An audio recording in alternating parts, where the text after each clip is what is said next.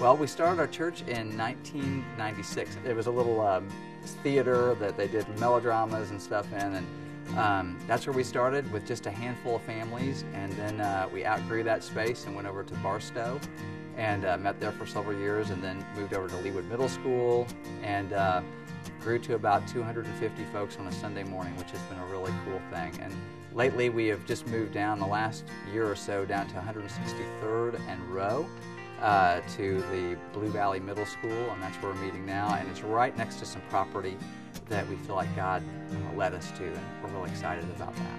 It's a beautiful place. It's 16 acres of land. It's right in this residential area. It's got incredible potential, and we felt like God opened that door for us, and we did a campaign that we called Taking the Land, Expanding Our Reach about 4 years ago, and raised several $100,000 to be able to put a down payment on that property. So it's our property, it's secured, and we share that with the bank at this time, but we do feel like we're ready now to put something on that property and begin that part of our journey to actually have our own home, our own place. Our vision is to reach out to that community He's put us in, love on them, invite them to things, figure out what we can even do to serve them during the week. We've thought of having soccer fields or a nice playground or some kind of after-school thing for the children. We're not sure what God will lead us to, but we just believe we're right where we're supposed to be to minister to those neighbors and to minister to kids at that school should God open those doors, and we're very, very excited about that. So that piece of our journey, getting that land, was a huge thing. And now the next piece, putting something on that land, a building, is the part we're talking about now. It takes a lot of work to pull off a Sunday morning, just to get the sound system up, to get everything in place, to get the children's ministry set up. We have these big wooden boxes that have all our stuff in, and we have to pull everything out.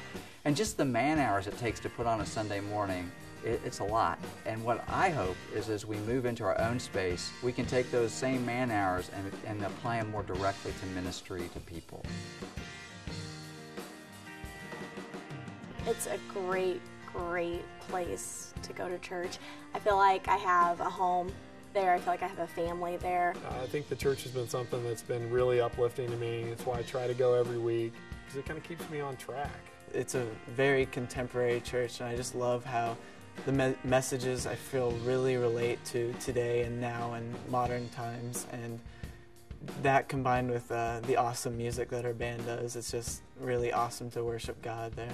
It's a place where I think a lot of people, when they come, they instantly feel like they belong and they instantly feel welcome, and it allows you to get into the Word in a very non-threatening way. Nobody's judging you, which is great. We feel like we're a church without the building. That part doesn't matter, but I just look at all the time and energy we spend putting everything together every Sunday morning, taking it all down, and I just think we could redirect those energies into something that's really helping the congregation more. We went ahead and did the capital campaign, increased our pledge, all at the time when I had a significant pay cut, and over the next 4 years, you could just see the hand of God at work in our lives. I'm excited for all the people that we might draw into our church and let them experience the wonderful fellowship that we have.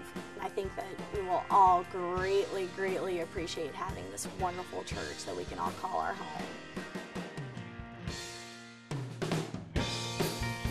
The vision that we have for our building it's incredible. We're excited about it. It'll seat about 300 people, we're hoping.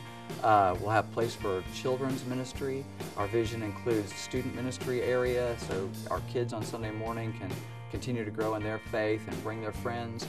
We'll have a place for some fellowship, and we already do a lot of fellowship events.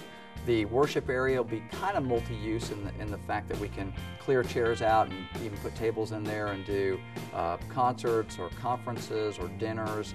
What I think that'll do for our members is give them a place they're excited about, to bring a friend to. In the community, it's going to be a nice looking building. People will know it's a church. I think it'll draw people in, because there aren't very many churches in that area, to see, hey, that's a church there. And all those people driving by every day, taking their kids to school, will see our church there, and we'll be doing a job of reaching out to them and inviting them and saying, hey, we're here for you. What I would really love to see people do in response to this whole program, this whole build campaign, is I would really love people to begin to pray, Lord, what do you want to do through me to accomplish your will here at Cambridge Church? That's the key deal. The Bible says, unless the Lord builds the house, they labor in vain who build it. I mean, this thing isn't going to work if we just do it on our own energy or our own ingenuity or our own strength. It's got to be God working in and through us, and especially in our hearts, to move us and compel us to do what He wants to do. And then it will be fun. You know, if we're doing it because we have to or we should, it won't be fun. But if we each will ask that question, Lord, what do you want to do through me to accomplish your will here at Cambridge Church? God will show that to each person.